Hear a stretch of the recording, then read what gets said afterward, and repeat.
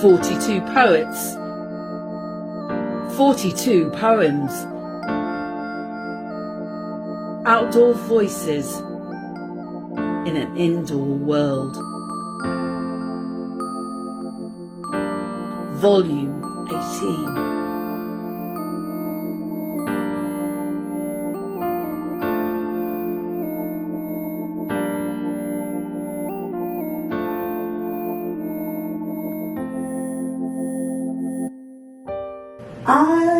I do this thing called poetry, where I take the letters and rearrange them to allow their creations to ponder your mind. I traverse you through time. It's a cylindrical centrifugal force in which its coagulation is the creation of words. It's poetry, and it flows through me. It's this air I breathe. It's how I live and breathe. It's my way of garnering and understanding. It's how I shed the heavy weight on my shoulders. It's how I lay my burdens down at the altar of the Father. It's how I find encouragement in the plan that I know that He has for me, so I know I can constantly sit back on His potter's wheel so that He can instill His will. See, I use this poetry to expose those raw parts of me that have been cut so cavernously deep. See, I use this poetry to heal those echoing wounds within me. I use this poetry to exercise those parts of me that are no longer beneficial. See, I use this poetry to breathe new life into deserted soil. I use this poetry to build an oasis that's not a mirage in the midst of a desert. I use this poetry to symbolically create imagery in your mind's eye so you physically can see that I take you on journeys. Have you traveling with me across the sands of time to the water's wild banks of the Nile, trampesing through Arizona and the Grand Canyon? Have you seen the jungles that the Amazon has given birth to? Yeah, the far away waters we've yet to traverse to, and yet here we are, just hanging on the tail ends of words, their ending and their beginnings dangling like cliffhangers from these letters of these words that I've yet to create. We're in the midst of creation, so yet I give praise. For I'm grateful for my new blessings. I'm thankful, and I show gratitude for my Creator, because He's given me a gift to use. And that gift is poetry. Thank you.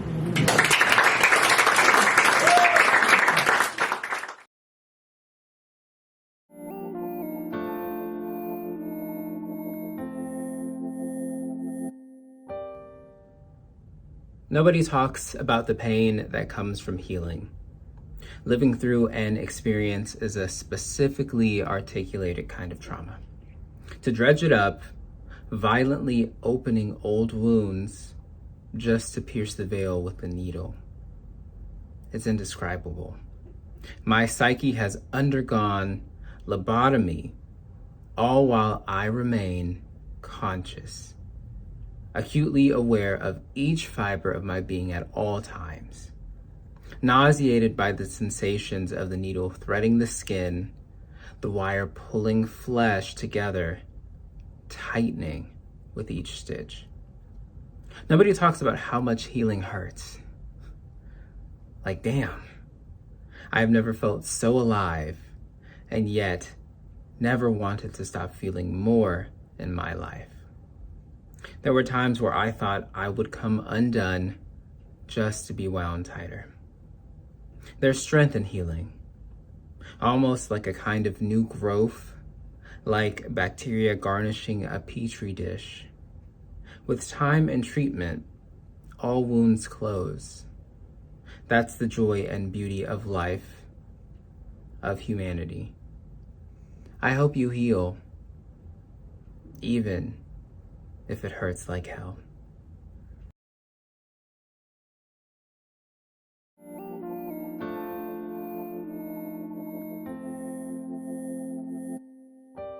I got a song. in my bones. A tune the likes of which no one has ever heard, and it rings through my entire body. It puts lyrics to the parts of me that some folk never seen, and harmonizes with the parts of me that other folk wish they never met. But we all know that every song sounds better with a band, so I got one.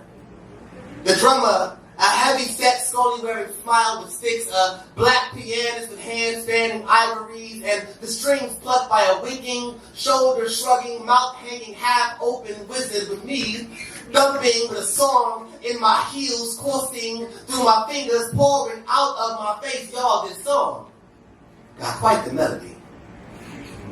The silence of a non-existent audience, be such harmony, and I know you can't quite hear it, but do you see it? Can you picture this joyful band, this joy-filled chorus, this joy? See, they say that you cannot have happiness without sadness, rainbow without rain, peace without storm, but it makes me wonder if you can have black joy without black trauma. If this smile has to start out as bared teeth before the dimples wake up, if this dance was not first choreographed to a dirge, if we don't roll our necks when we rip our notes to remind ourselves that the noose ain't near, if this song was not born somber and did not become celebration before it had grown up, see, most folks should know that one is not made wise by age, but by experience. So I just want to know how much this joy's gray hairs cost. Is contemplation always the motivation behind the stroke of his beard, or is he simply reminding himself that his hands are free now?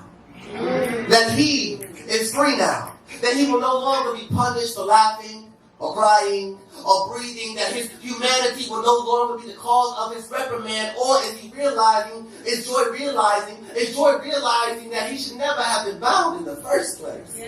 Bound to pain, bound to trauma. That he is simply a daring effect born out of an involuntary cause, and his existence should not be as dangerous as it is. That he is not as violent as some would suggest. That he ain't no problem to solve. Or is he truly contemplating why anyone ever saw him as a problem at all? But he don't stay there for long. He snaps out of it. Snaps a 5, 6, 7, 8 as the scully tap snare raps a rhythm that the band cannot ignore. And joy sings.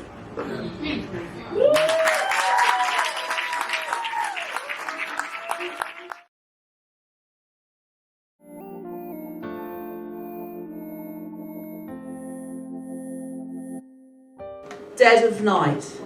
I am stuck in the film. I am stuck in the film. I am stuck in the film Dead of Night from 1945, and it's on a loop. The psychologist, Dr. Van Straten, assuring me I'm imagining everything. The grinning death heads in the baddest dreams, strangulation, suffocation, dummies with murderous intent. Strange, as horror films were banned in World War II. Then, after Iraq, no more hard-hitting drama, just endless serials which we were groomed to gorge on by day with the curtains drawn, just chilling, infantilism or nihilism. Meanwhile, the goalposts for humanity have been reconfigured whilst populations burn, just chilling, and there are no offside rules, but you are imagining everything. I'm stuck in the film. I'm stuck in the film. I'm stuck in the film Dead of Night from 1945, and it's on a loop, but you are imagining everything. Yeah.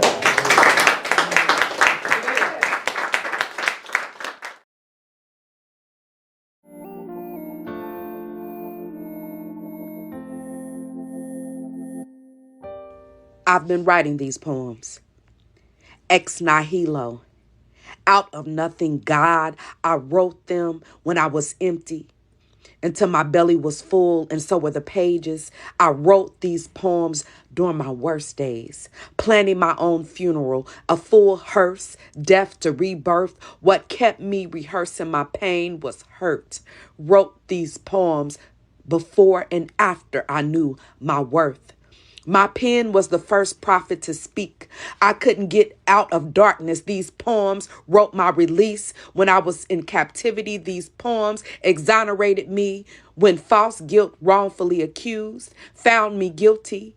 I've been writing these poems, these pent-up aggressions, psychotic ramblings, prayers and confessions, psalms and epistles, barrage of missiles, grenades, faith for fear-filled days. I've been writing these poems, these open diaries, admitting nothing, overstanding the mishandlings, outright violations, occasions I was raped, overt violence and playing in my face, objectified.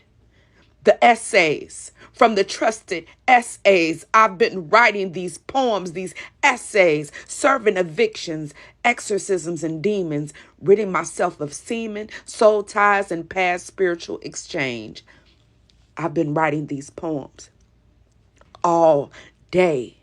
Morning boxing matches, midday melees, midnight massacres, eulogies, makeshift memorials for the memories. These poems just come out of me, from being wronged to writing songs, singing praise, through sonnets, soliloquies that revive me, symphonies for all the time I made it without receiving empathy or sympathy.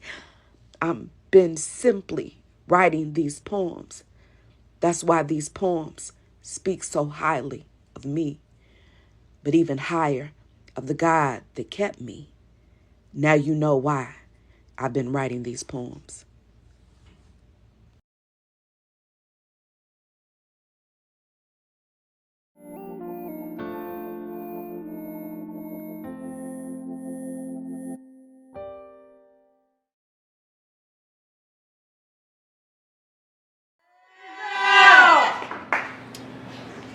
In the interest in keeping it short and sweet, this is my fuck love poem. So. I always dreamed of a love like it exists in the movies. Like, I was Clark Gable, she's gone with the wind. She stole my heart with a flash of a grin. She bats her lashes like waves crashing with a wink. I think this cat was a lynx. I was sleepless in Seattle. We met on a streetcar named Desire. It was love at first casting call. I've always been a sucker for a blonde bomb out of a rom-com wearing a romper with Toms on that looks like she has a TikTok of her twerking to the thong song. I've been brainwashed by the movies that you meet a pretty woman, do some dirty dancing, thinking she's all that. Someone like you, she's out of my league. Got me questioning laws of attraction. Y'all, in the beginning it was so romantic. Like we stood at the front of the Titanic, arms outstretching, caressing the breeze, thinking she's like the wind. I mean, she blew me away. I mean, she blew me away the first time we made love. I was nervous. I came quicker than a 40-year-old virgin. That's what she said. Remember, you thought you got knocked up? Had me dreaming of your big daddy shotgun asking when's the engagement, says he knows a good wedding singer. But that was before Plan B, before the fights, before the cheating, before the breakup, after the eternal sunshine had me deleting, cleaning a spotless mind. I was such a fool, thinking our marriage story would win awards, overcome the odds, receive thunderous applause, but that was before the family court brought the hammer down like the love and thunder god. Now I'm relearning how to be single. My friends tell me I just need to mingle, give it time, I'll find someone great. Go through the slog of 50 first dates, start off as friends with benefits, building your case to take the situationship to the next level. Tell you one thing about the devil, she doesn't always wear Prada. She wears TJ Maxx too. She has matcha tattoos left over from her last boo. Her daddy issues are so taboo with an ex who cut her off, so now her rent is past due. I'm done. I've seen this script before.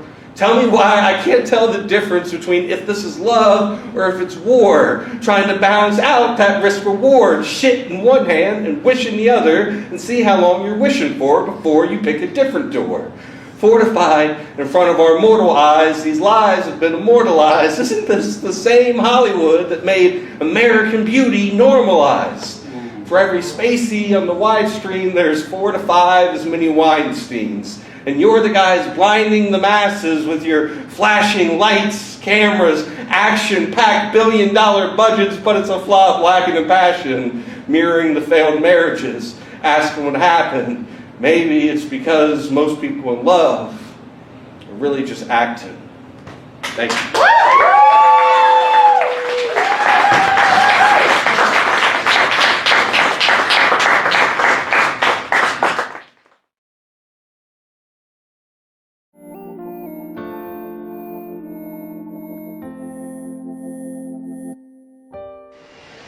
I find my peace in measured beats, pizzicato, as I'm gently strung along by notes that remind me of things of beauty, both imagined and real, stealing me away from my previous thoughts of worry. My soul scenes reaching the ears of the angels and other higher beings, they are pleased by the sounds of death, the bellow of her cello brings. The reverberations vibrate through my body, building a frequency of energy that only we, the creators and dreamers, see, that remind me as a community we are all bound by the same common strings. I play together so intricately, a reflection of the type of love that we be. Make this reluctant soul a believer and song.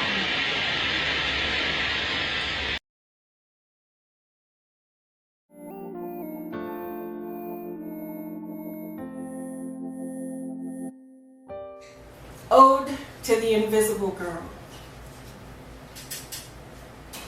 Guitar picks, matchsticks, sage bundle lungs, pocket mirror, calloused finger, tip, drip, one drop, invisible girl. Now if you ask me, I will tell you, but you won't think to ask. See, I pass smooth like water, like blood, one swollen drop after another. Mulatto, it comes from the Latin word for mule. Okay, so I guess I'll be a mule. Just not yours though.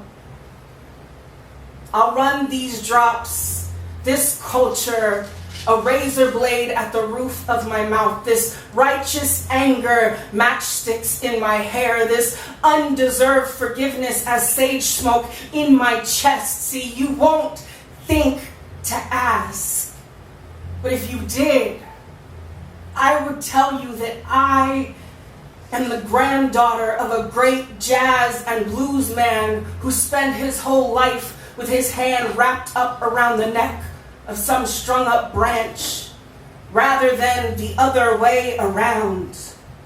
And that right there is something like survival.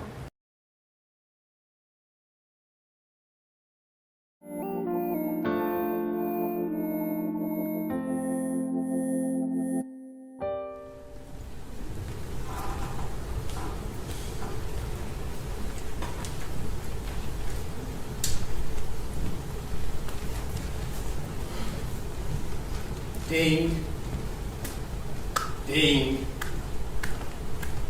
ding. As you shuffle back to your corner, you reflect on the damage you've suffered. Your face paints a picture of numerous encounters with an unforgiving canvas. Your neck is evidence that you've been shown. The rope still haunted by the shadow of nooses lingering from your family tree. Your trunks deeply rooted in a spectacle posing as a fair fight, and your creed rattled on this rocky terrain as you attempt to belt out another gulp of breath you can't afford to waste. You buckle, trying to regain leverage after falling off of auction blocks, sizing you up for sale on these combines.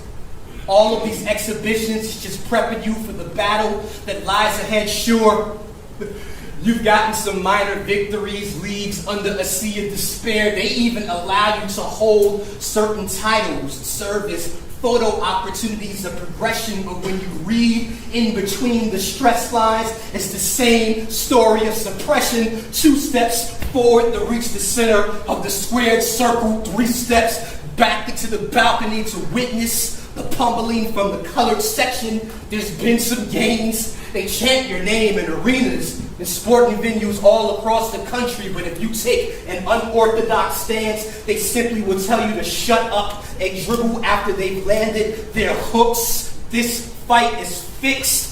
It ain't right like a southpaw. The playing field ain't even. That's why they always find it odd when you decide to weigh in on the forecast. Spoiler alert, it ain't Mayweather. We've suffered enough defeats, but if you are satisfied with being okay, then you need to prepare to be KO'd by the uppercuts, severing the lifelines, the persistent jabs, padded for the protection of the puncher, so there's no evidence on their hands when they strike you down in the court. The judges already securing rounds before decision is even made. They have your fists to cuff, so you can't challenge the ruling or expose their glass jaws. The combinations are fast, and they're furious, and they're racing to outpace your progress. Souring the sweetened science secreted from the salts of wounds and bloodstains on aprons suffered by ancestors. There's nothing technical about these knockouts, but yeah, watch us bob and weave a fighter's tale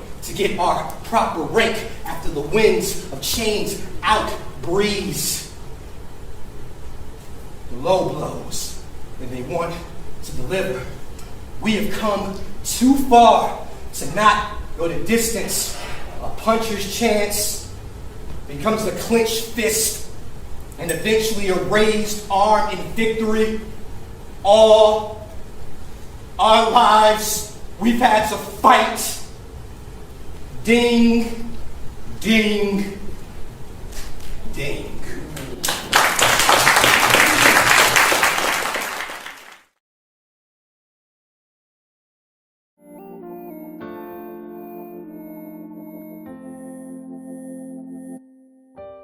In her garden, she grew tired of being used for her moistness. Please stop picking through my motherfucking garden. Want to be insulting, but constantly feeding me bullshit that'll make me harden. I mean, you're always trying to desperately pick out the best pieces of me to devour, but I won't let you go weaving through my seeds of earth as I transcend into this new coat of flower. So please tell me, why do you even still come around, wanting to shake up what I planted as a sacred love into the solid blessed ground? When you know your energy is masked with heavy funk and your fingernails are written in dirt, and underneath all of that compost is years of suppressed adolescent brown boy hurt. Baby, you got something on your lip, your mouth, it stays watering, drooling, dripping with lust, with your grabby ass hands always reaching and groping to get that erect touch. But lean in closer, I tell you, if you really want to get down and dirty, trust me, I'd be pleased to take you on that filthy, sultry, exotic journey. Baby, I entice you to come and smell my flower. Please taste the sweetness that you so desire to devour. Just follow my eyes, my mouth, my tongue, and watch me go down on you real slow. Yes, love, I want you to feel me coming from your shaft to your tip, because I really do love getting to the tip of your hard, veiny roots. Because motherfuckers like you always seem to delude themselves by so-called using and calling women hoes when you can't even seem to grip the fact that the real hoe is you and what you speak is what you sow. Oh, honey, you thought I was going to fulfill and please you? Fuck no. That's your own garden of self-love to create a new, but I can assist you, lend you a hand, or even grant you some proper tools, but you gotta understand that you're digging up inner work, your inner work to see through. So please stop picking through my motherfucking garden, constantly lurking to find the best pieces of me to devour. Baby, this bed ain't for messing around in, especially when my labor is sweet and yours is rotten sour. Oh. Woo! Right.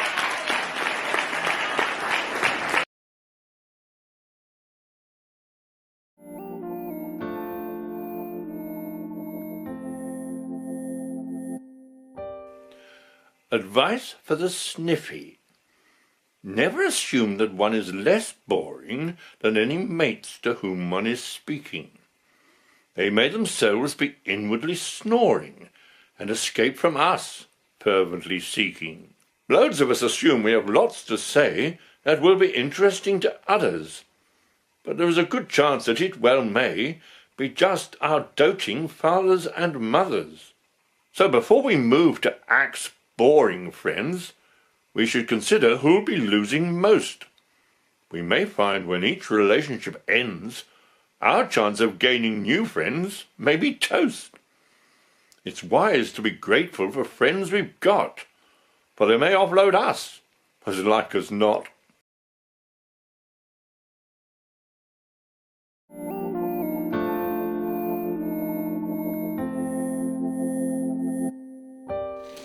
I find it hard to be myself in any room that I walk in, but my vibe is loud.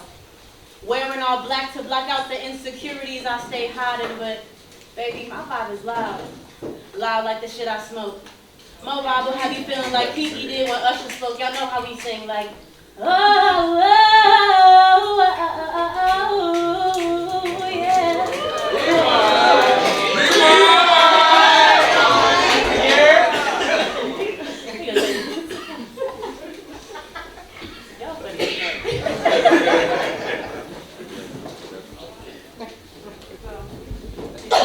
I find it hard to be myself in any room that I walk in, but my vibe is loud. Wearing all black to block out the insecurities I stay hiding, but my vibe is loud. Loud like the shit I smoke. My vibe will have you feeling like Kiki did when Usher spoke. Y'all know how we sing like, oh, oh, oh, yeah, yeah. Baby, my vibe is loud. Niggas take a hit of me and I fill their lungs with the feeling of ecstasy and euphoria. I'll make you wish I was your woman. Have you calling me saying, baby, I really need more of you. Baby, my vibe is loud. Loud like the shit I smoke. Hair vibrant, personality exuberant. My vibe is heaven sent. What else? I used to find it hard to be myself in any room that I walked in. Head down, stayed down because I was moves off every now and again. Made some mistakes that made me want to fall off again. I tell myself, we're not that person anymore. Her vibe was off back then. She didn't protect her peace and would spill her secrets to any so-called friends, but that's then. Baby, my vibe is loud. I stay 10 toes down. My emotions be a little wonky, but I'm working them out. Baby, my vibe is loud. Loud like the shit I smoke. I had you addicted from the first time I spoke, baby. My vibe is loud. Like the loud in your veins. My gorgeous light brown eyes will drive you insane, baby. My vibe is loud. Fuck what I was on before. I be spitting shit about life like I've been here before, baby. My vibe is loud. Okay. I'm an old soul. Play some Al Green and I let you open my legs and take my soul cause I'm living for the love of you. Baby, my vibe is loud. I have more confidence than I did before. I'll take a street nigga off the corner, have him take me to Target. Now he's standing in Starbucks waiting for my order, baby. My vibe is loud. Okay. Loud like the shit I smoke. Have you thinking what I said about us fucking was a joke? Nah, it wasn't. But that's for you to decide. I'm about to go smoke this blunt. If you really want to see what I'm about, come talk to me, love. I'm outside. Come.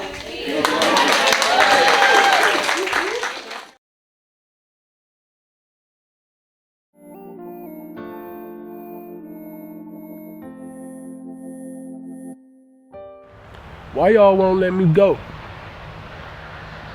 I can still feel y'all weak spirits attached to me, as if you need me. But when I was around, all y'all was disparaging me and attacking me. What you need my energy to charge up something within you?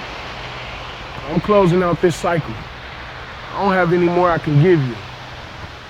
You shut me out, disrespected me with no hesitation. You said I brought nothing to the table and you had no reservations. So I disappeared. Now this appears. It's feeling like someone's pulling me. Spirit telling me you thinking of me, and now you can truly see. My light was always bright, even when you tried to throw shade on it. You saw my heart was huge, and instead of embracing it, you prayed on it. Now I pray over you, and I hope you really feel these messages. Next time you find a heart as pure as mine, you'll realize what the blessing is. I wish you all the best. Success I hope you truly find. But my world is closed off to you. My energy won't run through your mind. So fake love, I release you. Fake friends, I release you. I have nothing more to learn from you, and my absence is gonna teach you. It's kind of crazy. When I was with you, I couldn't get close enough to meet you. But now that I'm distanced from you, I can feel all these thoughts really reach you. Treating me like I was beneath you. These feelings that I say is real. Y'all didn't love me, and I didn't love myself. But now we on the equal playing field. I'm not playing with my own mind, my own heart, or my own soul. I'm not mad or bitter about it. We all had to play our own role in order for me to find my purpose, because I really had to see. This journey for me to heal wasn't ever really just for me. I could heal wounds. I could help others on their journey. With my experience, I was forged in fire while fake people tried to burn me, tried to turn me, cynical, an integral part of my growth. I used to drink to drown my sorrows, but nowadays I choose to toast to my future self, because my present self is preparing me for glory. I now realize these are life parables and no longer horror stories. I just thank God for putting y'all in my path for me to learn to let things go. So now let me go. I'm no longer your concern.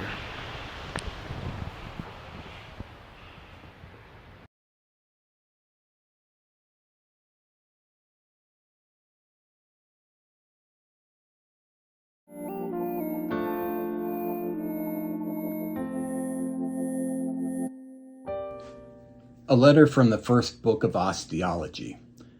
There were days, back when Reagan was king, when I was angry at my bones. My skin was ready to quit, and I had somehow managed to convince my organs that they would be better off if I gave up too. My mouth was going all the time, all day long. I woke up every morning thinking my bones were mine. I did not realize until I was told that my spine is a collage. My 7 cervical vertebrae, atlas and axis included, are a map. The 12 thoracic vertebrae are misguided apostles, and my 5 lumbar are creaking vowels, imitating sound. My mouth was wide open like Plato's cave. My bones, though, they were stubborn. They were invested in keeping me upright. My bones, though, they were right. They were invested in keeping me stubborn.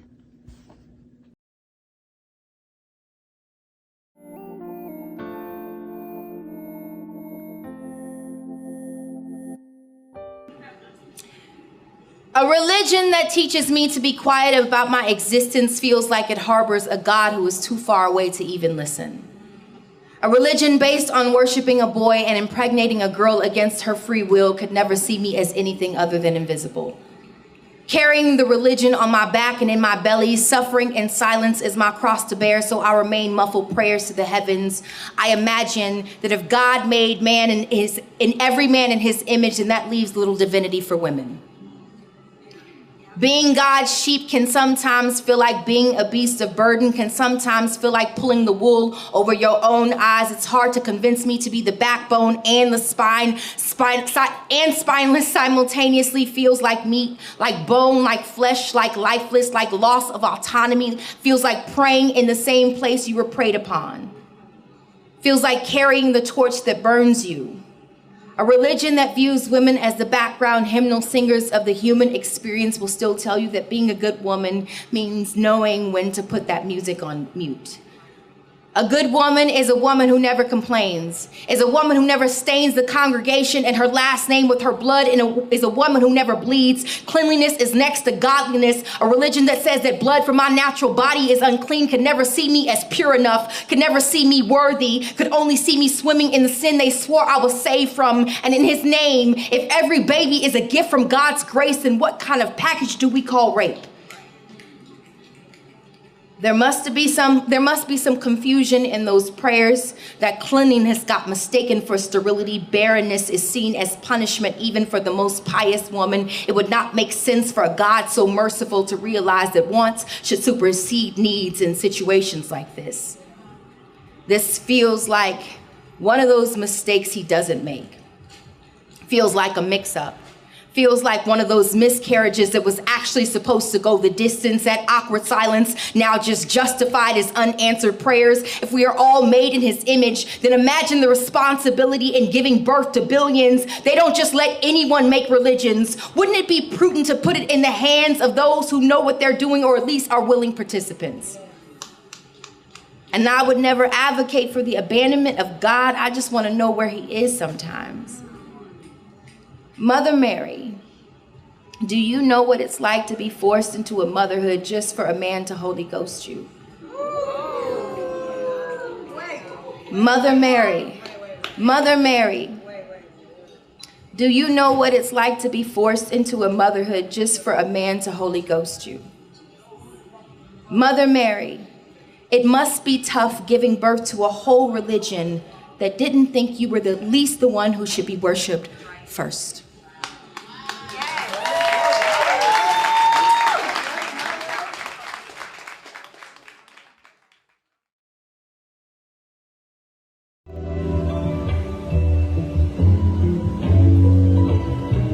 I want you to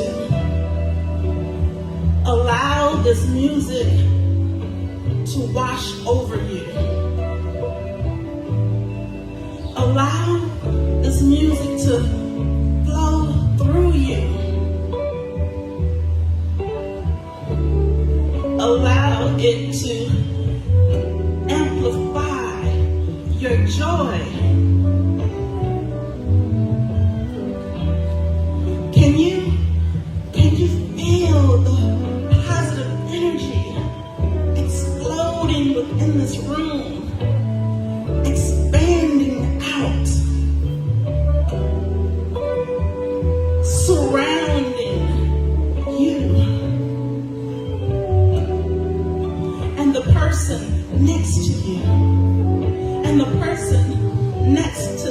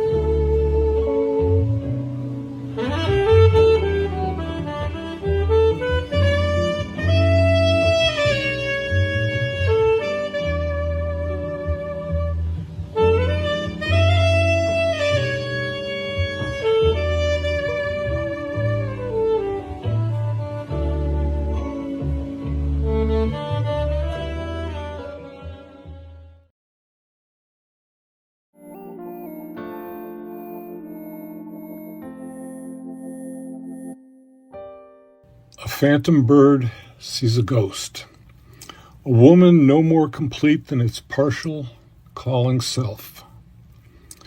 If the bird's cry has startled her, she continues to look forward, fixed on firming her reality, her true desires, all her abilities.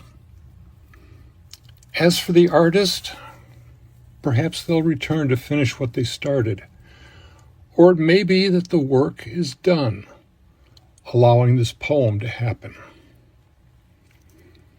San Jose, Costa Rica, October 2024.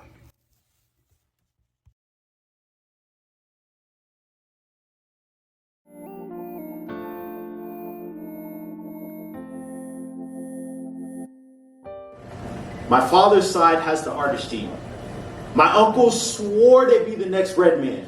Had the cornrows to match, said matches and notebooks, spit pain like raps that saved them, saying, we made this music our piece of my state, my face a bit in time for a crime he didn't make. Meditated so sublime how we always finish last in this human race. Human hate got me questioning face already late. So we wait every day for them heaven gates. Hell can wait cause we already living in it in the NJ. My father is a singer. He carries his mother's voice. She was his favorite parent since granddad was married to the factory. Karaoke open mics became father's holy place. I saw him live for the first time this Christmas, and I don't mean to sound like a kid hyping his pops, but damn, he was good. Started floating, going to that place where artists go. Let go of everything he's been holding since childhood with the crackle of his voice. I get the same feeling when I stand on poetry stages. I think my father could have been special if someone had mustard seed sized faith in him. Still sense the slight tremor of a kid told he wasn't good enough. Laughed at for wanting to be big. And I guess God plays jokes, because now my dad's just an overweight man who leaves a force of a father missing in my brother's lives every time he runs off with another woman. Stays late at work, the cycle continues. My grandfather was an artist too. His two fists became brushes to paint his son's bodies black and blue. So now, when uncle pretends to be okay, but too often drowned at the bottom of a bottle, he's sober now. Just harnesses rage at Planet Fitnesses perhaps, wishing he sculpted his body into something grandfather couldn't break. The other uncle got so used to being canvas, he started painting his own body, a gory red where the syringe pumps his veins full of the love he never received. Father was the oldest, which meant life handed him the short end of the stick. But the long end of a belt, too many nights grandfather's favorite canvas. Each hit swallowed the next song. Iron knuckles became mallets, chiseling dad into grandfather's greatest prodigy. The cycle continues. My brother inherited this artist gene. I asked him what he wanted to be when he grew up. He said anything besides our father. Says he's done drawing. Wants to start boxing instead. To shade his opponents a gory red, he wishes he could our pops, and I try to tell him, giving bruises don't make you a man. It makes you a monster. It don't matter how many knockouts you get. There is no winner. Just a broken boy clamoring for anything to fill his father's absence. Brother, please, open your fists. Lay your pain on this canvas. Bleed onto pages. Write the life you wish you had. Be the man you needed. Break generational curses with the power of your pen. Write, draw, create, do anything, but please, don't let them beat the artist out of you. The cycle is breaking. Thank you.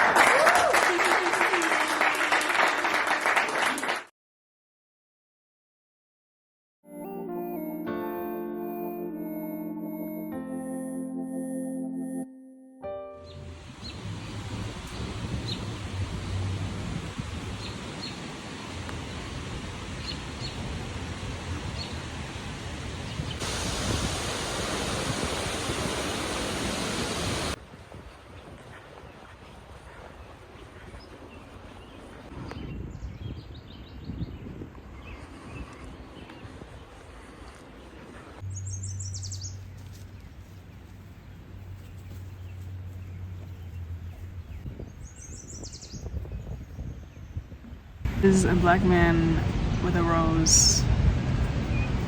I see an image so beautiful, a strength so encouraging. The rose with its petals lingering over your ears to the touch, to tell you stories of how you were meant to be blessed with greatness.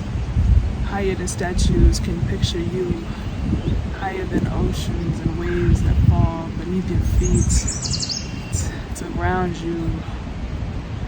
You know, you're beautiful, you're wise, you're intelligent beyond years.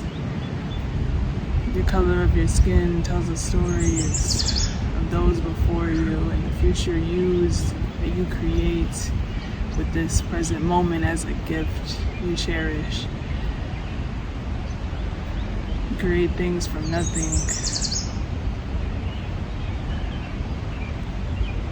Your eyes show the strength of endurance, of passion, of pain, of sadness, of joy, and all things in between to wrap you into a gift that is you. Don't take that ribbon away. Don't take that prize away. Don't take that pride away. Ooh, a black man with a rose. As the roses grow toward you, may you see something beyond what you were told that you could be or you couldn't be. But a beauty of a man, a beauty of a black man, a beauty of a person with a rose. So daring, so true, so honest, so beyond. Another one.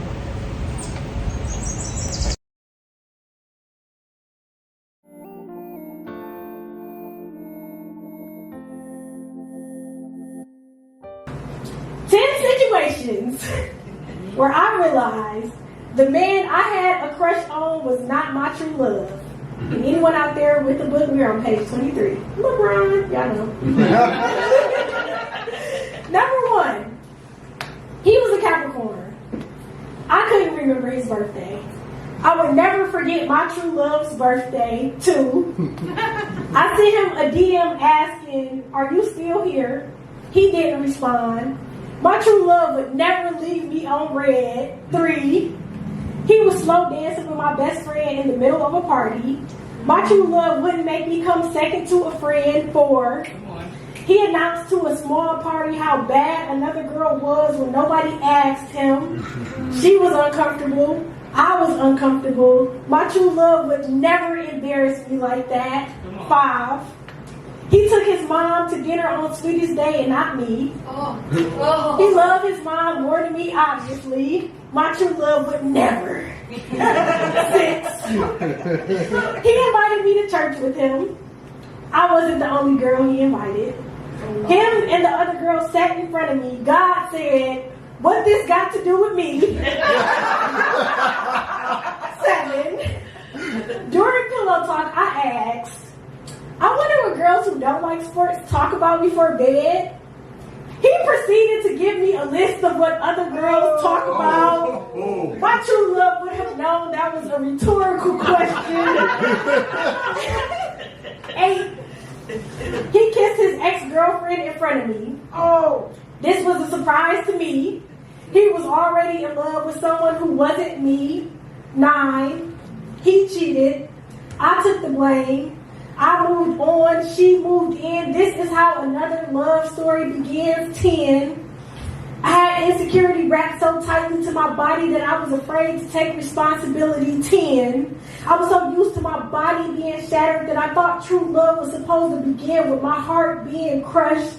10, I was looking for love in a man instead of myself. 10, I searched for love in every situation and didn't stick to my standards. 10, I was so interested in fairy tale finishes and fixing my foundation. 10, I didn't love me. 10, if I counted the amount of times I blamed someone else for how a hypothetical situation didn't even begin, this list would never end. 10, taking accountability for my fear of unworthiness was harder than trying to get past the number 10.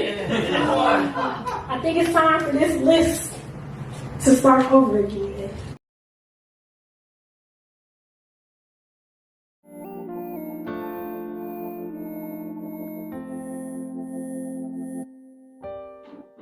Peace. It's hard to find underneath the broken pieces of a home half complete, half built, and half to death. You might find your narrow behind half beat if and when mama come home and them chores she told you to do are half-assed and not complete. I come from a one-parent household where peace was found behind the lids of my eyes and the depths of my pillows, beyond my dreams where my covers and sheets would hug me tight. Peace sometimes never escaped the plight, or broken pieces from this broken home. And when it did, there were still missing pieces like a present father. I'm sure I got missing pieces of him in me. I often used to wonder if that's why I struggled seeing the best of me, because I was never given a chance to see the rest of me. Superhero to my kids, but I guess my father's superpower was invisibility, because all he ever was super absent to me. I've always thought the Avengers were, I don't know, super corny. Or maybe, just maybe, he thought I was a product of a side piece. So I'm going to use my side piece to protect my mama and my piece from any pieces of shit that threaten this here home. Peace from the intersection of my lips to my fingertips in the event that I don't make it back home. Too many run-ins with the police doing routine traffic stops to keep my peace. My stomach twists and turns like the way black bodies flop in the street whenever I see red and blue in my rear view. I hope that my black body don't drop in the street, hoping that the officer that pulls me over is sympathetic to the way my sympathetic nervous system responds to the way my fear and anxiety keeps me in flight or fight, because I've witnessed unarmed black men fall victim and prey to the muzzle of an officer's piece, and I fear that one day my mama is going to have to bury a piece of herself because I was either compelled to take flight or compelled to fight. Because for my peace, I might just die. Peace. I wonder if my ancestors ever threw hands for their peace, or was being kept in slavery just more convenient for peace. Nowadays, we still slaves buying our happiness and sanity with diamond chains and vanity. We'd empty out our bank account and lose our humanity before we invest in world peace. But I don't judge what brings peace to mine, because I'm learning still what brings peace to mine. Black man, just trying to be at peace with himself, but he's like a puzzle missing pieces of himself, trying to get put back together but needs Jesus for himself. Paranoid, feeling lost and destroyed, trying to fill a void with different pretty women that get lost in his bed, and many missing names that get lost in his head. So we turn just like to God to find peace instead. Peace.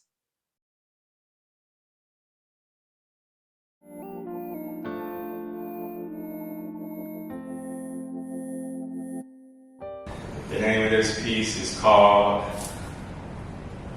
The Wonder.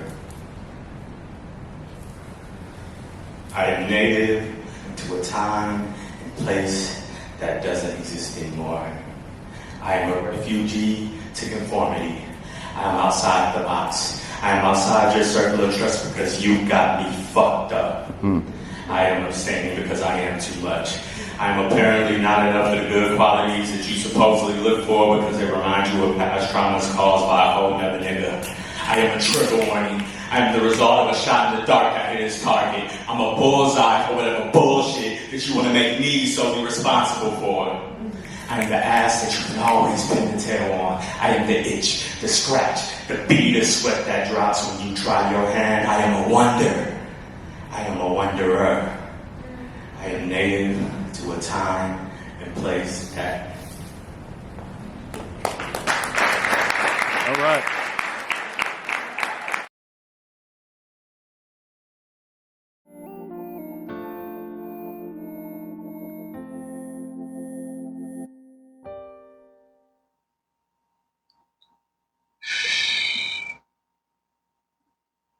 Don't scream, or the neighbors may hear you. This is your total vibe. She speaks easily, with a creamy compilation that I hope that you enjoy. I never identified as a river, majestic, bold, life-giving, filtering into a space to nourish the land surrounding me. This river runs fiercely, with the freshest water you've ever tasted, quenching the thirst of the masses, but forever satisfying the one who built the dam. He bathed his soul in my deep, emerging of anew from my libations.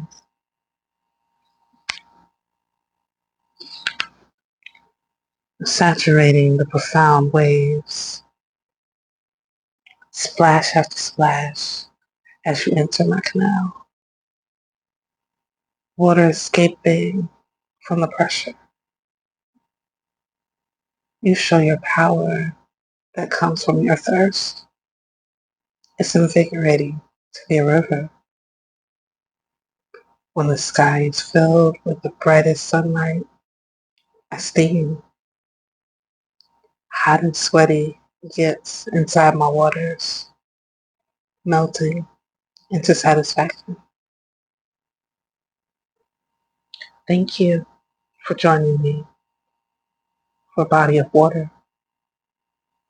This is She Speaks Easy. Come back and see me.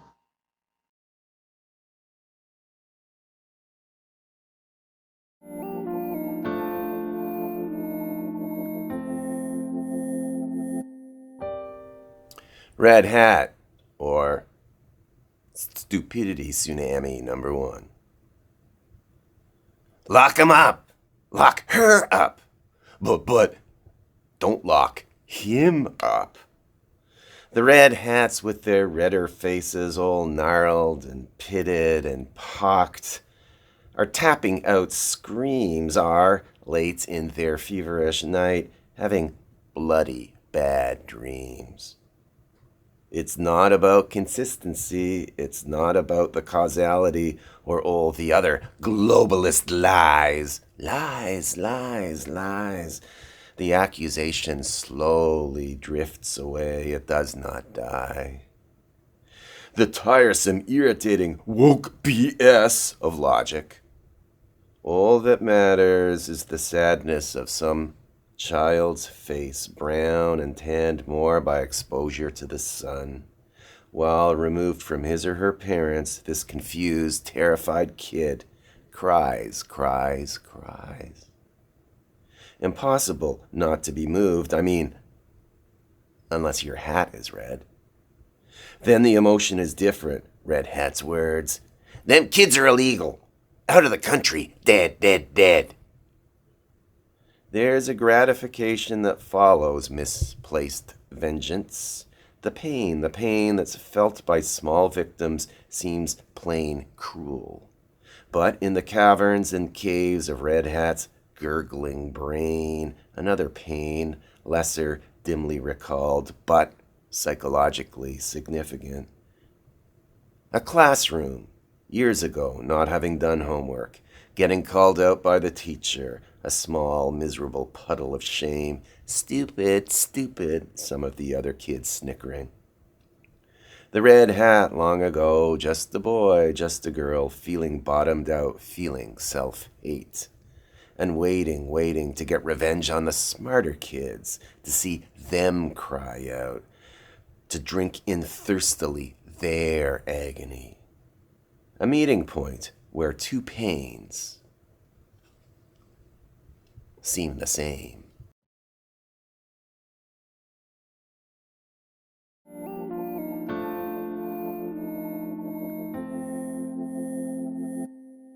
How to Kill a Lobster Without Feeling Bad About It. An Erasure. Version 1. Dead, processed, packaged, once swimming around, plunging into boiling water. A painful death. Blue blood, kill, kill, death, kill, kill, kill, super fresh death right between the eyes, kill, kill. Don't worry if the legs keep moving for a little while. Kill, kill, kill, kill. Conclusion, kill without remorse. Ensure lobster meets death. Enjoy. Version 2. Here's how to kill a lobster without feeling bad about it. Don't.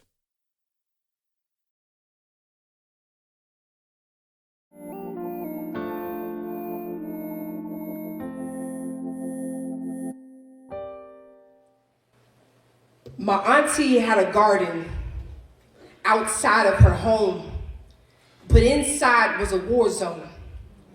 Her enemy of a husband beat her black and blue. Her tomatoes were as plump as her face. The vines oftentimes became the twine tied between her stability and her freedom. Yet she stayed. She still sprayed a water mist to convince her plants that they deserve to bloom, even if she didn't have the space to. My auntie had a garden that was well kept, and she fed that man, living things from her blessed hands while he bruised her bare with his. But how could she leave that man who held a pension and sometimes even held his kids? Those hands, multifaceted, one to give the lashes and the other to grip a bottle of gin. He never confessed his sins, though he was Catholic, but he drank them with the quickness. He gave his liver the 40% he should have gave his family. Most people saw my auntie's garden and envied her life. They thought because her petals grew that she did too. Thought because she had a man that worked that she didn't have to. But every day was a job to survive with an underpaid salary and the boss just waiting for a reason to fire her. Fire. 911, what's your emergency? How do I get help if my husband works for the company? If he wears the uniform that is supposed to protect and serve me. But those words only apply to the public and not the private crawl spaces I hide in fear.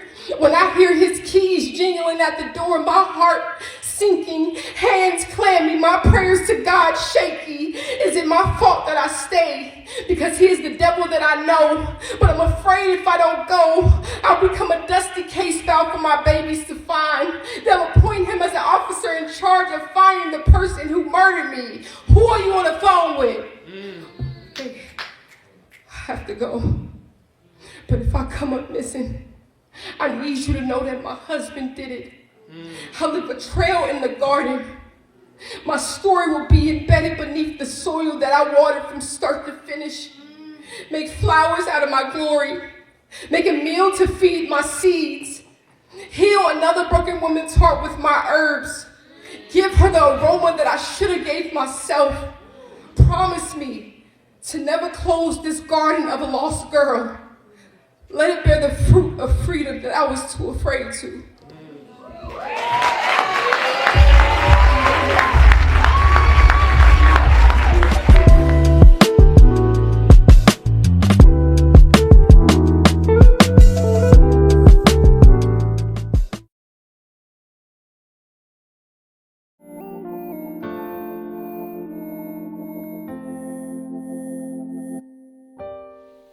I feel safer in the ruins.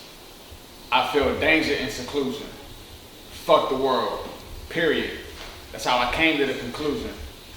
Me and myself came together like I came and did the fusion. I be saying to a human, we not the same, we incongruent. I always been this nice. Used to be kind, but now I ain't as nice. You can't afford to size me up, that feeling is nice. Priceless, bitch, that been the price. Clocky wine and took a double shot. I had to feel it twice. Streets turn from playgrounds to Talladega nights. Niggas racing nowhere yet headed for heat like catching Vegas flights. If I'ma take the high road, then I'm gonna have to take the stripes. So be it, but cross my lane and y'all gonna have to take the stripes. Time, space, money, and family, all I care about these days. Keeping fly bys and buzzing around me be paramount these days. Stop bugging for my motherfucking whereabouts these days. You might be here for now, but bitch, you might be here for clout these days. Burst my motherfucking bubble, bet I'm airing out these days. Cause who you trying to prove? Them, me, or you? All them shots that you trying to send me are cute. Same folks shooting to watch my every single move. I'm not convinced. Only thing you get for being real these days are cancel buttons. No chance to shake hands or nothing. No chance to make friends or nothing. Nowadays, smoke session and YouTube be the family function. Flying high while sharing timeline be the planned discussion. Thumbs up in the air like pulling taxi off the curb. I know exactly how this works. A friendly face on, but it's masking all their words. I caught the drift while they all passing by the turn. They try to keep me from running back in my zone like I'm McCaffrey on the turf. You took their side, but never cared for understanding me. When I come around, it's what's up, family. When I disappear, y'all take some shots while taking shots against my sanity. If that's you, can't call yourself a friend to me or family to me. Niggas throwing stones from their glass house to damage me. Cause who you trying to prove? Them, me, or you? All them shots that you trying to send me or cue? The same folks shooting who watch my every single move. I'm not convinced. Poem.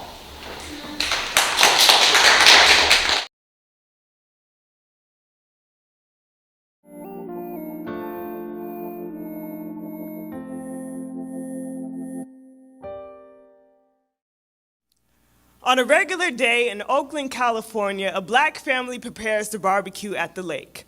A nearby woman, unhappy with all the black joy present, decides to call the cops. This woman claims that a permit is needed, but law enforcement determines that the family is breaking no laws.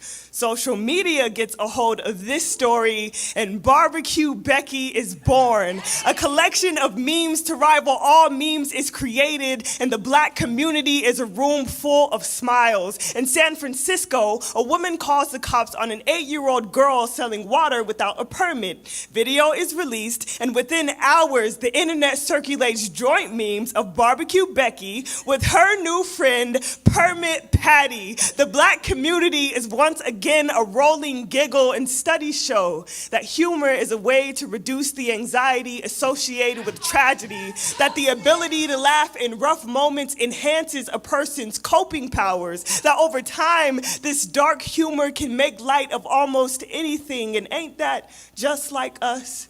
To laugh so hard at terror that it somehow turns to joy, to know that humor will help us survive this moment, but maybe not the next, to know that laughter actually is the best medicine, but it still won't cure the bullet holes in a Waffle House, at a Starbucks, on a college campus. We laugh, even when calling the cops is the same as ordering a murder. We laugh because the racists didn't win this time, and we made it out alive. We laugh because we don't want to consider what the alternative could be. We laugh because sometimes there is nothing else we can do.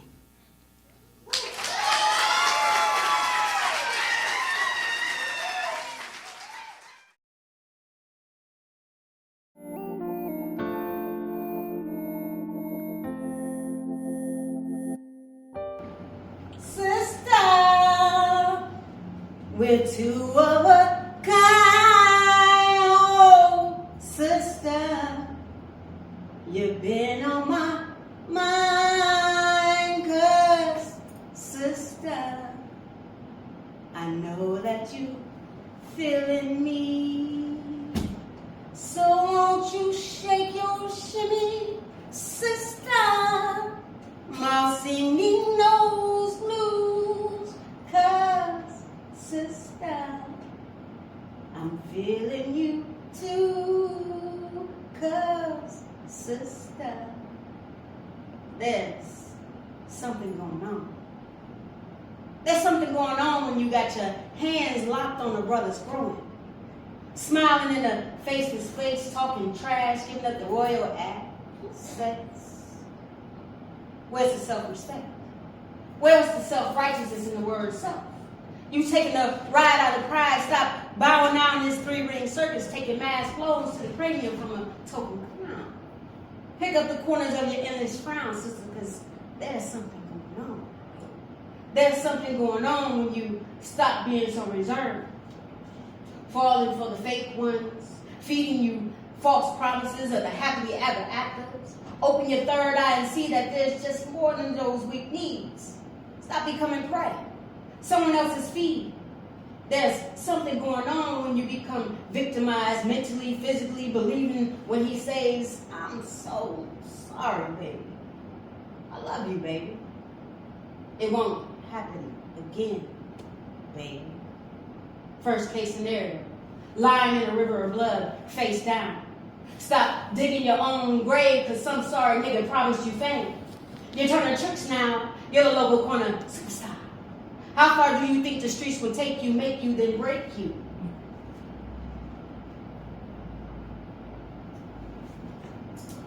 Break you. Stop blaming the brother for turning to the likes of another. Woman, look to yourself for retribution. Replace the steps of your lost soul, because there's something going on. Choosing a man over your child, not the super wonder is not around. Sister's Rhapsody didn't have to be a travesty coming from an entity with one more leg than you and me. Sisters, you don't have to take less than you deserve. Stop being so reserved.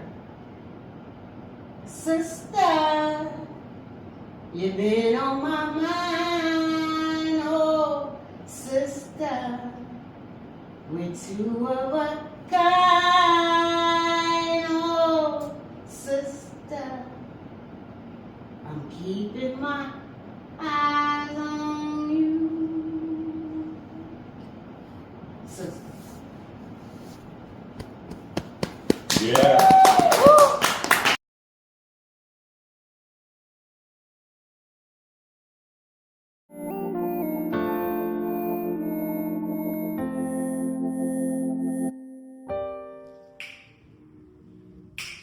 Pray for me. Just holler at me, I can pray for you. Try to make a play for you. To show me love. See, it ain't no love here. It ain't no love here. It ain't no love here. Surrounded by blood and tears. My family don't even know how I ended up here. But I'm trying to get up there. And make it to heaven with God and my grandpa. I always wanted to have a real conversation, but before that can happen, Cancer had his lips in a zip tie. So when talking about vegetables, I just sit back and stare at the blue sky and pray I don't become helpless. I just want to be helpful. But I'm grateful, thankful for your grace and mercy, because I know I still can be drowning in my thoughts like Percy. I swear you broke the levee, so I'm praying on this still back up. Because I've been drowning so long, I don't know how to get back up, but you gave me legs for a reason, so now I'm praying for strength. God strengthen me, because walking with you on this earth is so difficult. I'm difficult. I'm stubborn. I'm still trying to break old habits, so take the wheel and the gas and the brakes, because I'm out of control. I haven't been living for you in every moment, and moments pass by every day, and sometimes I don't even acknowledge you. But you stay watching over me. I do things you never meant for me to experience. I experiment, get caught up in the flesh, and I pray you take the desire, because I'm tired, but not doing the things I'm not supposed to. You know I'm a habitual creature, so I strike my head against the wall until I hear you. I think I heard you, but I'm still not sure. I try to sit still, but still I fidget. You work in mysterious ways. You made me out of dirt so I can dig it. So now I'm digging deep into my heart to bring out more of you. Did anybody hear that? Fire. But I promise to do better. In order to have that better relationship, with you, I'll cut ways with my old self and make sure that connection is severed. I'll pull the level to level the playing field, then come out victorious, because my God is truly skilled, and with His grace and mercy, I'm completely healed. And I know all that, but in the moment I'll be forgetting. And when things don't go my way, I get in my way and get to sinning. And no matter what I do, you still love me. I'll say a heartfelt prayer and I'm forgiven, but I really mean it. With all my heart.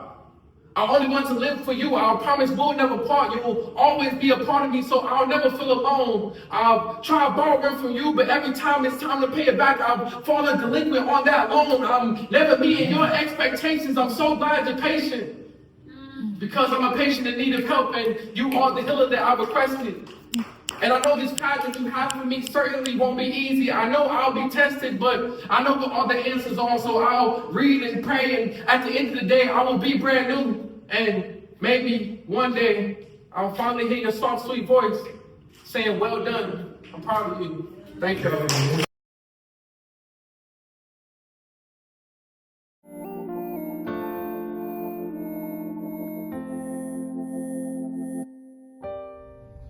I want that 90s throwback movies kind of love. A classic. The kind of love you can't get tired of. On repeats or a marathon. All day. Laid up in bed smelling like brown sugar, sex, incense, and shea butter, baby. The courage of that best man to get the digits from a check. It cleared. But once you on Love Hall, one could Darius about the sweetest thing we've ever known. Have baby boy in the kitchen cooking eggs while providing poetic justice about the smell of the punani in the air. Making love and singing Jason's lyric about beautiful flowers.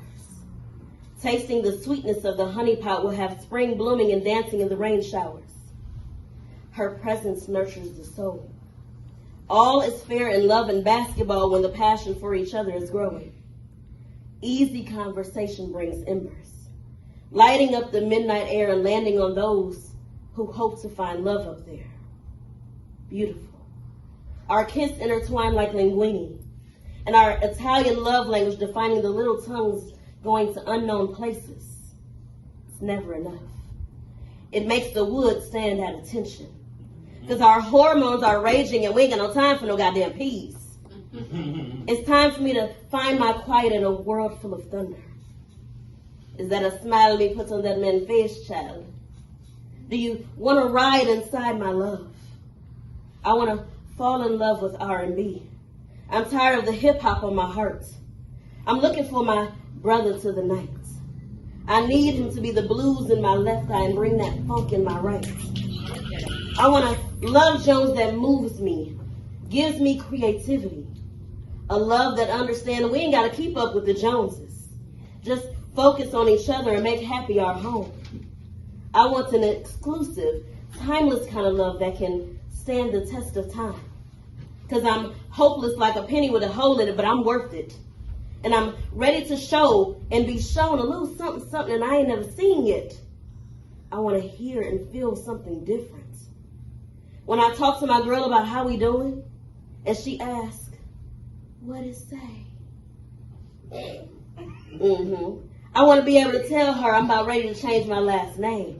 And she gonna be like, see? I want to experience what it feels like to be forever somebody's lady, somebody's angel, somebody's last first kiss. Infinite growing. I want that 90s throwback movies kind of love. A classic. Is that all right? Yeah.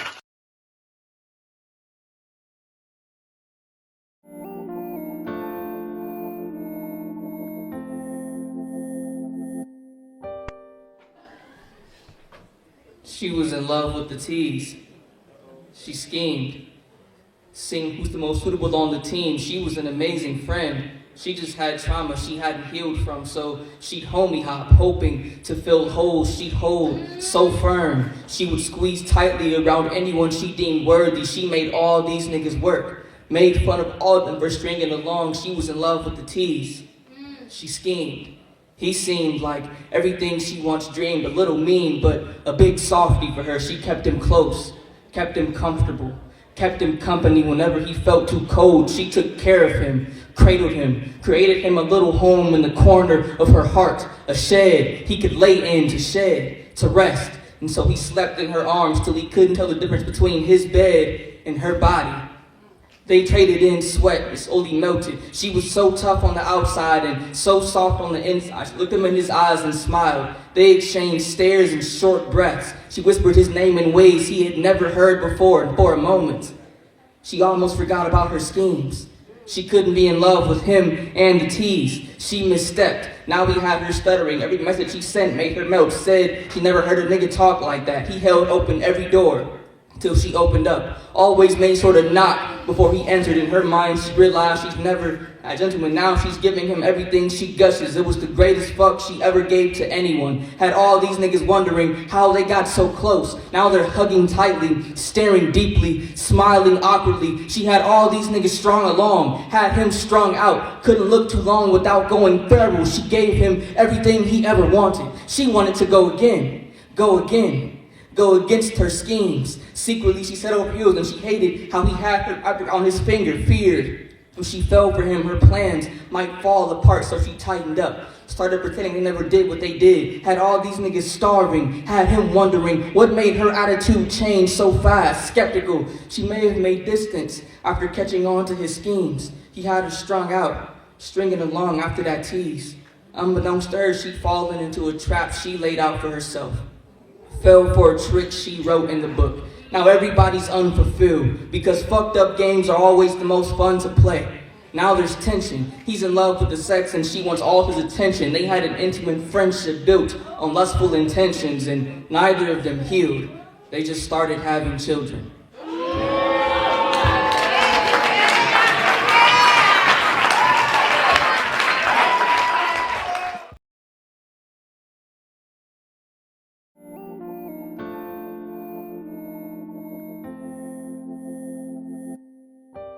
When I lose my last ring, the lump in my throat carries me home down the same roads from your place with only strangers' headlights for safety and nothing to cut the upcoming darkness. And no one saves a place for me anymore. At restaurants, in venue parking lots, I am speeding towards infinity with nothing to wrap my arms around. At any moment, I could get lost. Now, no one will come looking for me. So this is the risk of the lone traveler. To auction your homes for adventure. This is the cost of exploration next to a steep, enticing cliff of falling asleep in the mountains for 20 years and I dream of my return. The city does not stay frozen. Oh, but how I'd hoped. I collected so many bottles of Borealis and Bramble, but now I have no one to bestow these gifts. I don't need to beg questions. I know they never answer. I could ask if my departing footsteps were worth the trouble. Debate how many rings should be sacrificed to sidewalks before finding my last front door. The only thing I know is that I am supposed to know. And when dawn keeps breaking, I am still running, or sleepwalking, or moving away, with so much supposed potential and every loved one watching me leave and still no idea.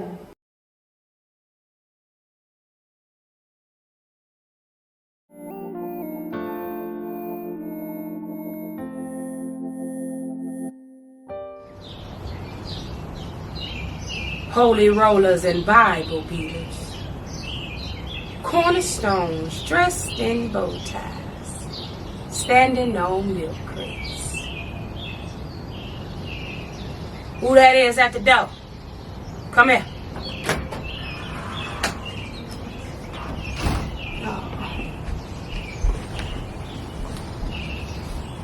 Let me talk to you. I guess I'm obligated to speak on the matter.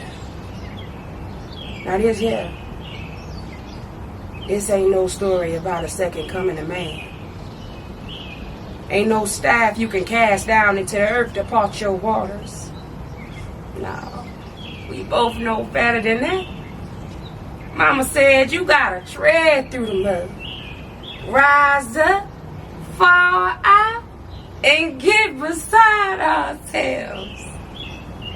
This here ain't about no shepherd in his flock neither. Nah, I done been long gate the wolf. This here, well, this is about how only the water knows my true name. Now what you must remember is, God's house indeed is a library. God, in fact, is always in the room. Synchronicities were not meant to be road signs, but a love language. Prophecies were not meant to be warnings, but love letters. Christ consciousness is irrefutable. And it was not I, but it that ate at the rib of Adam. I'm talking about sin, child. What comes of an empty house anyway? Nah, baby. That's just how the army make its beds. Tucked and folded on both ends, lest you mirror your enemy. Make a bed with clean sheets. Bed you wanna Lying at the end of every night. Alone now. Sit on the edge. Ain't gonna apply to man. Sonder, child, sonder. Mourn that spiritually poor man. What comes of an untimely blessing anyway? Your blessing is order in your house. Your blessing been set in a basket at the foot of your bed. We are dealing with the coronation of the diaspora, and you are doing trust falls from the top of church bells. Heed my warning. Be not the chaos, but the eye of the storm. Why don't you let the mother cradle you? Why don't you let the tide alone? Quiet stones are stubborn. They hit hard when disturbed, but calm waters, well, they buy the change. Appeasing the obligating parties, they bestow the stone with foresight and perspective. Your shame is cornered. Ain't got no place going around here. Your honor, baby. Your honor will be a forever birthright. Your roads are not blocked. I've been sitting on your porch with my pipe and pistol. Civil authority is speaking now. Human decency must somehow find its way back into society.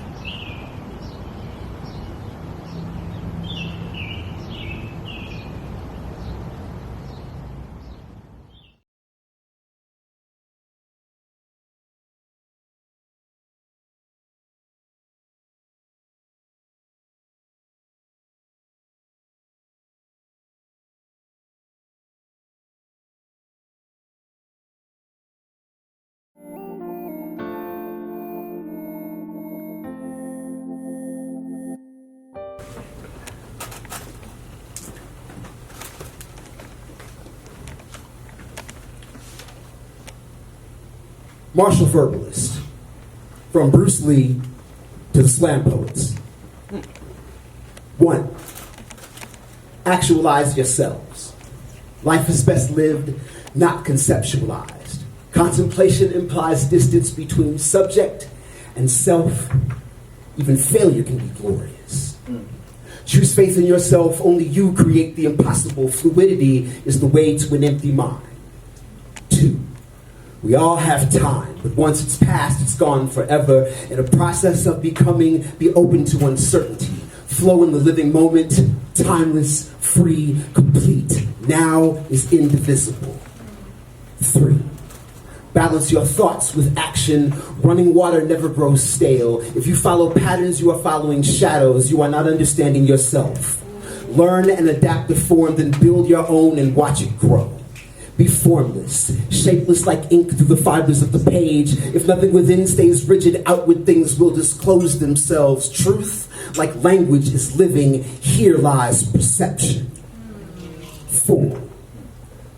Every poet is a sacrificial poet. 5. Everyone wants to live but never accept the art of dying. Free your ambitious mind. Forget winning and losing. Forget pride and pain. Let your peers scream until they choke while you recite intense whispers. Let critiques smash into your intellect and you break their heart. Let you grip their heart and them your spirit. Do not be concerned with escaping safely, poets. Lay your lives before them.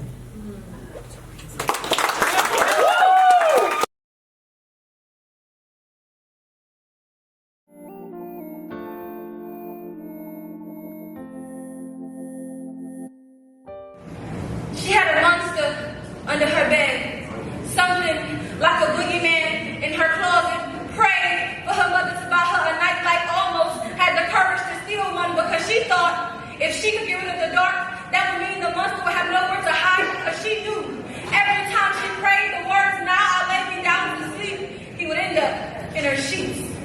She wants to scream. She is not woman enough for him. Her skin, much too soft, she's much too afraid of the dark and the parts of her that he wants to touch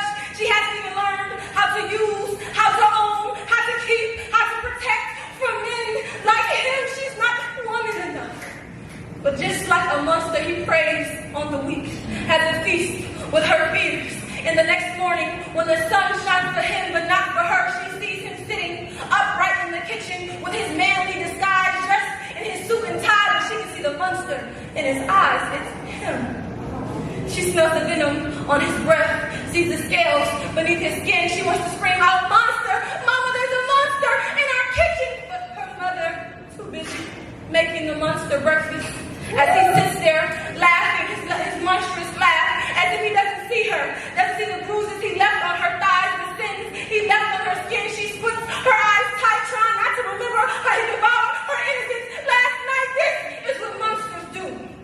They lay amongst us in the day, hunting out their prey, seeing which girl has the prettiest smile and the loudest laugh, so he can end up in her sheets, taking all the woman she will one day be away, ripping the pretty right off her skin, forcing his weight into parts she didn't even know she had. When he's done laying the weight of his body on her, she realizes she can no longer hear the echo of her laugh.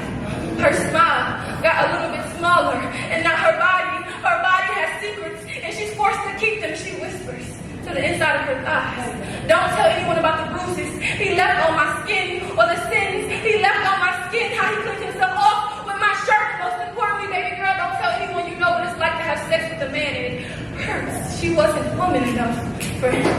She was no woman at all. She still asked for Barbies on Christmas, still colored outside the lines, had a bike she loved to ride. She was no woman at all. But one day, when her Barbies don't continue to silence her cries, when she learns how to color inside the lines, when her womanhood finally arrives, and she decides to lay with the man she loves, but can only think about the man who touched her thighs, she will decide to walk into her first day of therapy, and the nice lady will politely ask, "Well, can you tell me what your childhood was like?" And she would say, "Oh, I had a monster under my bed, something like a boogeyman in my closet. And as I prayed, now I lay me down to sleep, he would end up in my sheets." Damn.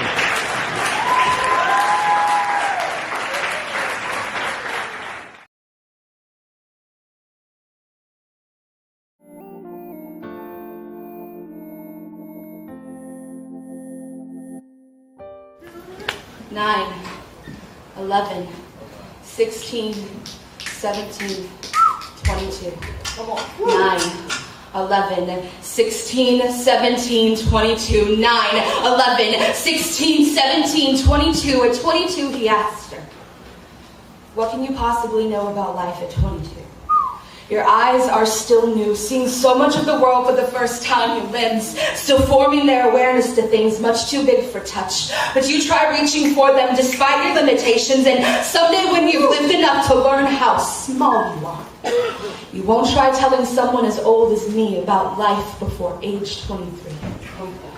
She looked him dead in the heart and replied, "At 9 years old, I stood on the fracture lines of 2 lives and watched them burn bridges that took them 18 years to build.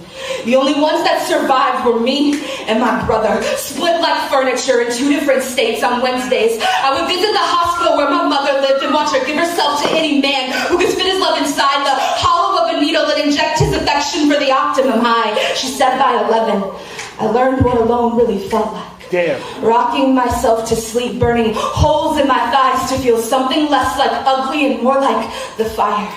The only vision etched into the back of her eyelids when she kissed the bottle of pills goodnight. Now I lay me down to sleep. I pray the Lord my soul to keep it. I should rise by some mistake. There's one more bottle of pills to take. She bloomed beautiful like some Brazilian weed between cracks in the concrete. She spent her sweet 16 wondering what future could hold her, collapsing like the veins her mother hid when company came over. 16, so old when 10,000 lifetimes of pain follow, closer than the silent door that swung open for him. She couldn't remember cleaning herself where the bleeding wouldn't stop if she mustered the voice to cry. No, it seemed so far away now. She understood pain now. Happiness was a hieroglyph scrawled on heart walls in forgotten language. 17. She stood outside the church wondering how to cry for help when everyone seemed so happy. It was 9 months before she found herself disfigured by faith, forehead to floor, arms stretched up, feet folded beneath. She smiled, crying herself holy. She smiled, lifting her smiled. 22. More woman than girl, though she is trying to teach herself childhood. She is learning to laugh. Trust seems more tangible now than it ever has, and she loves. Because she knows it takes more courage to love than it ever will to hate. Yes. She wakes up every morning and chooses to be brave. And at 22, she walks off this fucking stage.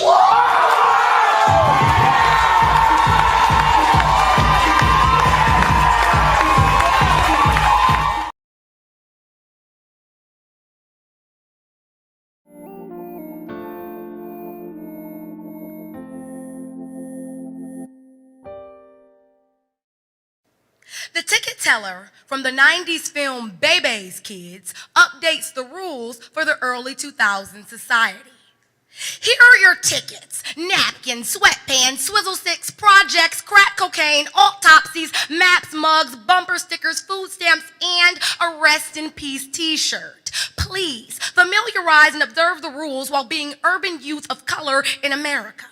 No running, no jumping, no yelling, no cutting in line, no playing with toy guns in Walmarts or parks, no pool parties, no asking why white kids get to do these things and you don't get to do these things, no grumbling, no stealing, that means you, no breaking things and putting them back together like nothing happened. This includes yourself. No rap music, Iggy Azalea is fine.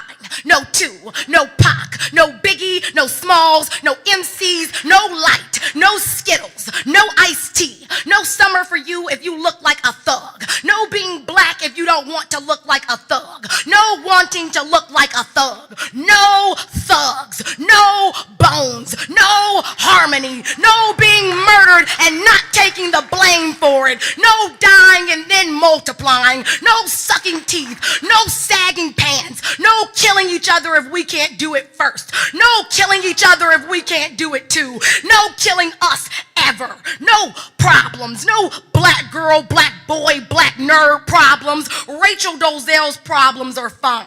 No boondocks before season 4. No smoking with cigarettes and doing hood rat things with your hood rat friends. No telling us we can't say hood rat. No Martins, no Rosas, no protests, no Malcolms, no Asadas, no calling it an uprising, no intent to harm the local CVS, no smiling, no weave, no natural, no personal decisions on your appearance, no smiling unless you have a vagina, no laughing unless you are laughing at yourself and we can laugh with you, no comedy, Raven Simone is fine, no Paul Mooney, no Paul Mooney. No laughing amongst yourselves. No paying attention to politics except respectability politics. No boys in the hood. No set it off. No menace to society. Django is fine. No empire. Scandal is fine. No using of the terms white privilege, justice, children, grief, guilty, appropriation, or racism. No talking amongst yourselves. No loitering. This includes libraries, corner stores, your neighborhood, your fucking church, our neighborhoods, bodegas, universities, your bedroom, your father's grave. No sad faces, bad attitudes, irritation at the mindless happiness of the masses, and no littering. Is that clear? Enjoy your stay.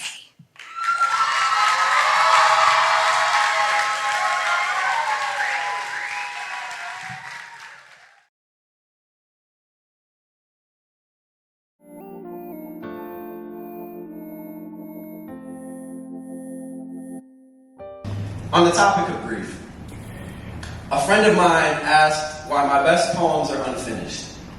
And I thought of how my grandmother died months before my little sister was born. I thought of how I didn't remember much of her physical presence, only the scent of fresh cut French fries the day after our final goodbye.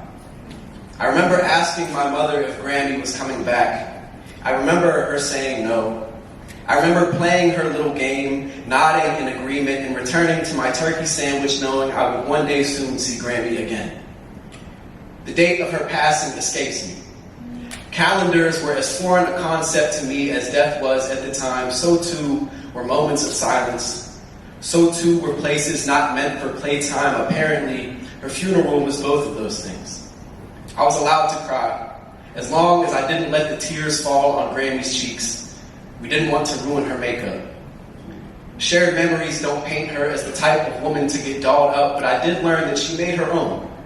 Before she left her favorite project, a prediction, a blue-eyed brunette portrayal of a prodigy, her best guess at what baby girl would look like when she arrived, but she was wrong. Baby came out blonde with brown-colored rounds as deep as Grammy's love, one open, a wink, a bashful reminder that baby will break Grammy's rules, but never the bond. Even before birth and beyond cold blood, nighttime would rock by baby and I right by a collection of Grammy's creations. Ceramic faces, synthetic hair and wash rags laced together to make Gerber-sized garments. American Girl couldn't keep up with Grammy. They basked in her absence. Her last class of plastic, not playthings, fastened themselves to a shelf outside the bedroom, where the door was always left cracked open because I was afraid of the dark. The doll's eyes always kept a safe watch over us as we slept. My little sister in the bunk beneath me. Like Grammy, her real name is Mary too. As she grew, so too the bedroom became a memorial, a moment of silence, a place not meant for playtime. I was allowed to cry, as long as I didn't let any tears fall on Mary's cheeks. We didn't want too soon her wake up. She's in college now. She's shaped up to be such a woman. Maybe the only one who can speak any sense into my father these days, creative in ways that will outlive her. Sometimes, when both of us make our way back home, we share a batch of fresh-cut French fries, and the scent makes me realize that good poems never really...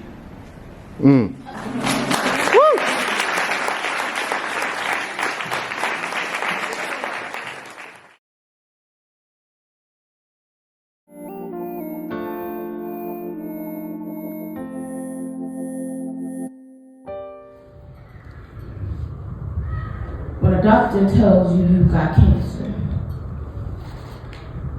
your ears won't mute. His voice is an empty shadow of a nothing, get up and leave. When you first have chemo, your stomach is a ball of anger, bruised arms and needle holes. You are no longer human, but pincushion. Forced back tears and dry tongue. When you tell your friends you have cancer, some show their true colors white, others pour into you with rainbows, paint sunshine on your gray clouds. Some ring bell, reminded you are woman, you are beauty, goddess of this here flesh. Others press caught you in the wind, comfort you when you can't yourself, and some bring the sunshine when you first lose your hair. Shaky hair, your mother shaves your head and tells you it's a magic trick, and you believe her when you're told it has spread. You sit and heckle, boiling over past the point. You heckle like a teapot, body quivering when you're told you may be no more. You are told not to ask, just live. When you're told you may be no more.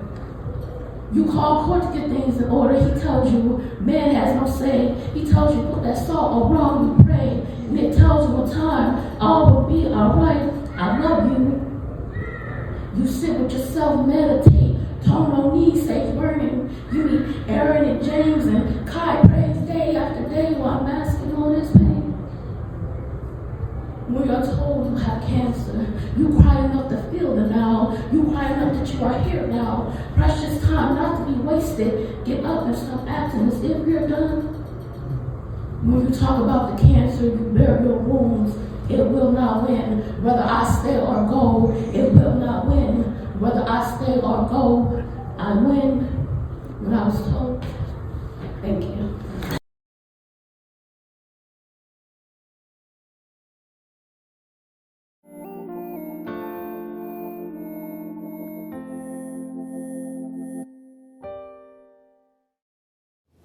Dear Amy, this world will love you less when the luster of liquor stops trickling over the rocks of your tonsils. You are promised that a father will try to keep from breaking. He will fail. Because this world wants your pain too much, will tear the flesh from every note you sing and wear it as a trophy. They will find you like they found Cobain at 27, on the cusp of finding your voice, finding your vice, finding that the lick of sin tastes just like heaven, until they find you in your flat line, bass line. I'm sure by then your mind was more scattered sheet music than Grammy-generating genius, but you can't slow down. Those monsters are waiting for your next single written in blood, waiting to boo you off stage at worst stage in your life, only to praise you and raise you in iTunes 3 days later. Who knew that Billie Holiday would run deeper in your veins than just her voice? God bless the child that's got her own demons to drown, bottles to bury in bottom of liver. Did you deliver from the gut, Amy? Are you listening, Amy? The same way we missed your sad messages on repeat, messages etched into the alto of your jaws. My father said he had friends like you, but they are better memories now, better lessons learned through song. So sing something for us, Amy. Make it good this time before we take you back to black, back to where little girls play divas, wish for a voice that could sonic boom a star-spangled banner, because right now, somewhere in a hotel only meant for holding broken angels hostage, Amy, your ghost will draw a bath for Whitney Houston to drown her Janis Joplins in. Here, little broken Bobby Christinas dressed as broken grown women sink under the world's expectations of hitting the right note. Your throat will feel like an escape that everyone gets to run through, but you will not get to escape your own demise. The water will be warm like a kiss in the middle of winter. It will be the first time in a long time that you might have ever felt like singing, ever felt this close to God, asking, what key is this misery in? What pain is this misery in? Oh, Amy, you are going to make a way out of no way, but everything that looks like fame will also look like flame. I'm telling you, you're going to hear things, you're going to see things and wonder what every diva like you before has ever wondered. And you sing the song that Whitney often sing with one question about everyone who's facing you and telling you and applauding you, and you're just wondering, how will I know if they really love me?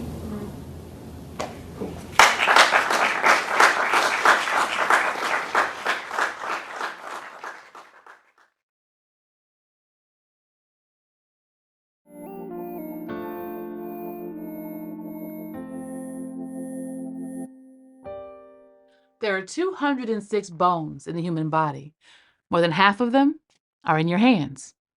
54 left, 54 right. Bones give shape to our bodies. They're the storehouse for minerals and healthy fats, the production center for red blood cells. Bones are living tissue. If more weight is placed upon a bone than it can bear, it'll break. 6.8 million people break a bone every year. Arms and hands most common, clavicle most likely. The only bone that will not break is your hyoid bone. It's the only bone in your throat. It holds the weight of your tongue, the bulk of your stories, the heft of your truth. The hyoid bone is the only bone not connected to other bones. It's the only one held in place by muscle and ligament and prophecy, like you held in place by purpose. Therefore, you must speak. Lift the bricks of history from your belly and you speak. Reach between the folds of your insecurities, your indignities, your curiosities, and you speak. Release the transcript of your story. Set free the declaration of who you think you are. You speak. Swallow down the weight of the wicked who want to snap your spirit in two. They cannot break you, because you were constructed to fling fierce language at your dreams, to verbalize your very intention to be. Your words are living tissue. Your words are your production center. Your words are your storehouse. Your words define the most essential elements of you. They protect the most fragile parts of you.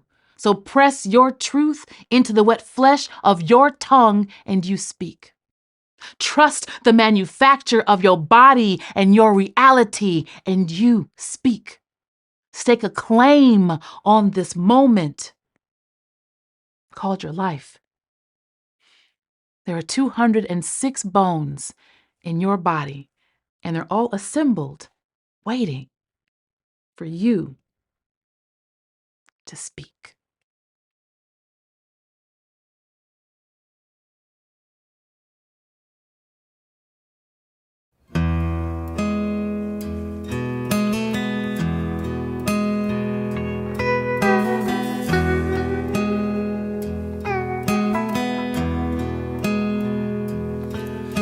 Midnight drive to nowhere sometimes helps me clear the cobwebs from my head.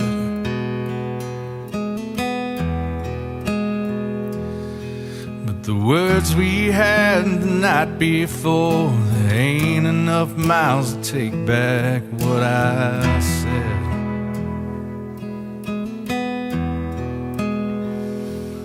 So I pull into this all-night joint. The lights burned out, neon shining red.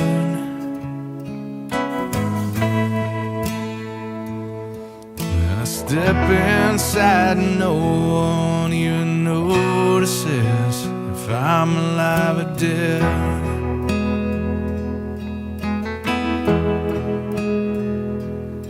Only 4 stools at the bar, 2 old drunks, an empty one and me.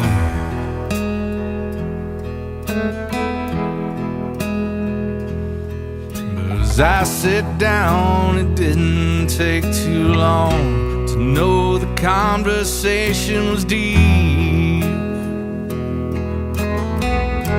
He said we were all a little broken. We're all a little stoned. We were meant to walk this cold world by ourselves all alone. The truth is sometimes there's a reason.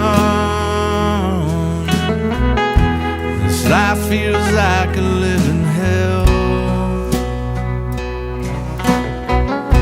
So the heaven in her eyes can ease your pain inside, at least as far as I can tell.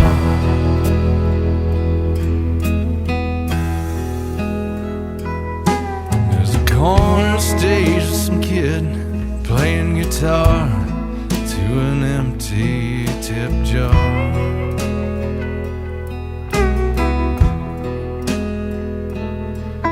Stubborn man inside of me staring back from the mirror behind the bar.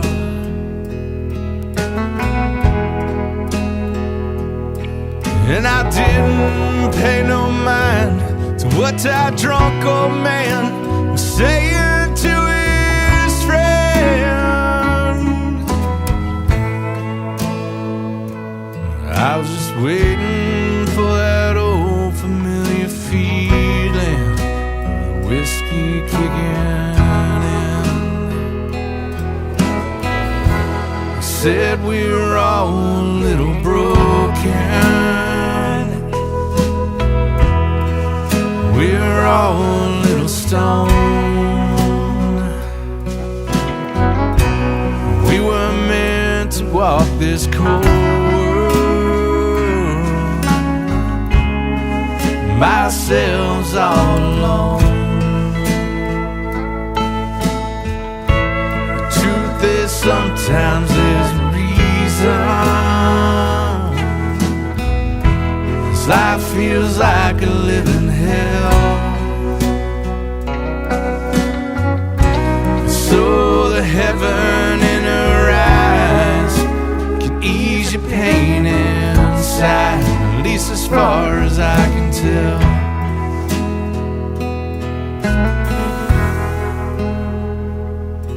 Well, he got up from his bar stool, brushed past me as he stumbled to the door.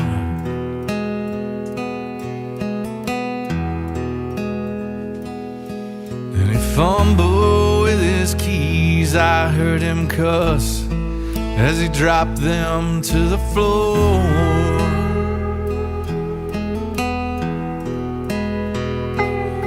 When I picked them up, there were 4 old keys and 2 wedding rings, one for him and her.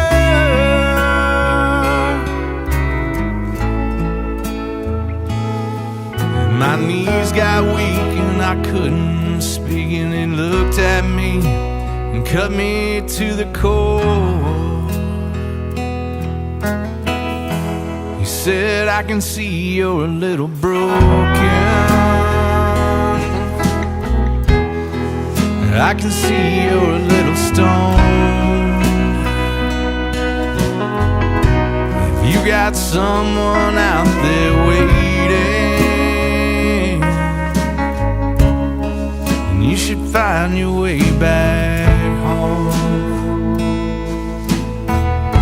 You see, son, sometimes there's a reason this life feels like a living hell. And so the heaven in her eyes can heal your pain inside, at least as far as I can tell. And so the heaven in her eyes can ease the pain inside, as far as I can tell.